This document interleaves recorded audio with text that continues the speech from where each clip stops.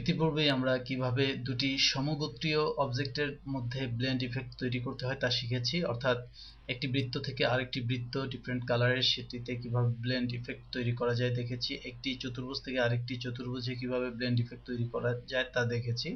এবার আমরা মূলত ভিন্নধর্মী দুটি অবজেক্টের মধ্যে ব্লেন্ড তৈরি করব।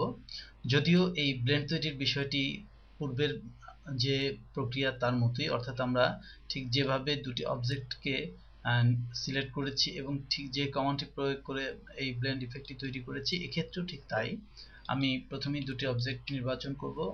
অবজেক্ট মেনুর ব্লেন্ড সাবমেনুর মেক নির্বাচনের মাধ্যমেই আমি আমার যে ব্লেন্ডটি সেটি তৈরি করতে পারবো। লক্ষ্য করুন এখানে বৃত্ত থেকে এটি ব্লেন্ড হয়ে স্টারে চলে গিয়েছে, স্টারে কনভার্ট হয়েছে, অর্থাৎ এখানে স্টার ছিল, এখানে বৃত্ত ছিল, মাঝখানের যে গ্রেডিয়েন্ট ব্লেন্ডটি সেটি এখানে তৈরি হয়েছে এবং পাশাপাশি শেপটিও পরিবর্তন হয়েছে। এটি আরো স্পষ্ট হবে আমরা যদি এখানে আরো দুটি অবজেক্ট রয়েছে, এই দুটি অবজেক্ট নিয়ে কাজ করি। এই জন্য আমি দুটি অবজেক্ট নির্বাচন করলাম, একটি বহুভুজ বা একটি চতুর্ভুজ। আমরা এবার অবজেক্টের ব্লেন্ডেড মেক নির্বাচন করলাম। লক্ষ্য করুন এখানে এই অবজেক্টটি ব্লেন্ড হয়ে এখানে আমার যে চতুর্ভুজ তার সাথে ব্লেন্ড হয়েছে। এবার আমি এটিকে আরো স্পষ্টভাবে বোঝার জন্য আমি ব্লেন্ড অপশন নির্বাচন করব এবং এখানে স্টেপ ডিফাইন করে দিব। আমি এখানে 5টি স্টেপ দেখাতে চাচ্ছি, সুতরাং ওকে দিচ্ছি।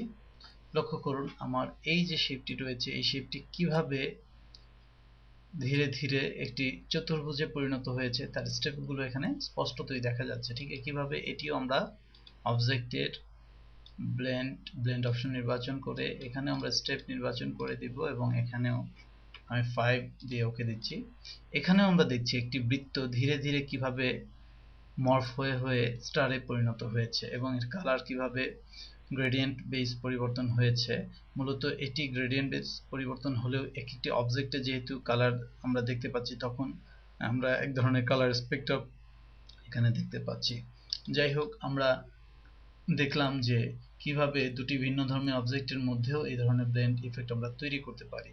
এবার আমরা আরেকটি অপশন সম্পর্কে জানবো, সেটি হচ্ছে আমাদের এই যে ব্লেন্ডটি তৈরি করলাম, আমি আমার এই যে পাতটি রয়েছে এই পাতটিকে আমি কিছুটা কার্ভ করে ব্যবহার করতে চাই। এই জন্য আমি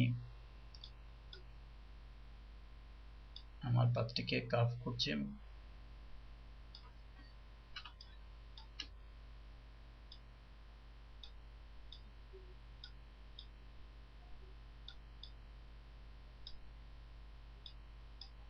আমি এখানে কার্ভ করলাম। এবার আমি আমার যে ব্লেন্ড অপশনসটি রয়েছে, ব্লেন্ড অপশনে আমি প্রবেশ করছি। এখানে আমরা এবার ওরিয়েন্টেশন সম্পর্কে জানব। লক্ষ্য করুন আমার এখানে যে ষড়ভুজটি রয়েছে বা বহুভুজটি রয়েছে সেটি কি অবস্থায় আছে এবং এই পরিবর্তিত বহুভুজটি ঠিক সেম রিজিয়নে আছে, সেম ওরিয়েন্টেশনে আছে এবং এটি এভাবে করে করে চতুর্ভুজে পরিণত হয়েছে। আমি যদি আমার ওরিয়েন্টেশনটিকে অ্যালাইন টু পাথ করি এবং এখানে লক্ষ্য করি এবং এই দিকটা লক্ষ্য করি, আমি দেখব এটি কিভাবে কার্ভ হয়েছে। আমি অ্যালাইন টু পাথে ক্লিক করছি, লক্ষ্য করুন এটি বাঁকিয়ে গেছে, ঘুরে গেছে এবং এগুলো আমার এই পাথের সাথে সামঞ্জস্য রেখে ঘুরে গেছে। ঠিক একইভাবে আমি এটিকে ওকে দিচ্ছি। আমি আমার অপর যে ব্লেন্ডটি আছে সেটি নিয়ে এবার আমরা কাজ করব। আমি আমার অ্যাঙ্কর পয়েন্টটিকে কিছুটা বাঁকিয়ে নিচ্ছি এবং আমার যে ব্লেন্ডটি আমরা দেখতে পাচ্ছি। এবার আমি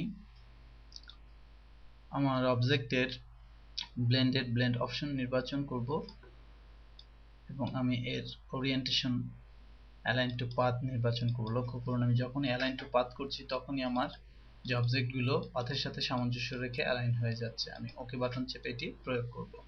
এভাবে করে আমরা আমাদের ডিজাইনে আমাদের প্রয়োজন অনুযায়ী একদম কাস্টমাইজ করে আমরা ব্লেন্ড ইফেক্ট তৈরি করতে পারি এবং আমাদের ডিজাইনকে আমরা আরো সুন্দর এবং আরো অর্থবহ করে তুলতে পারি।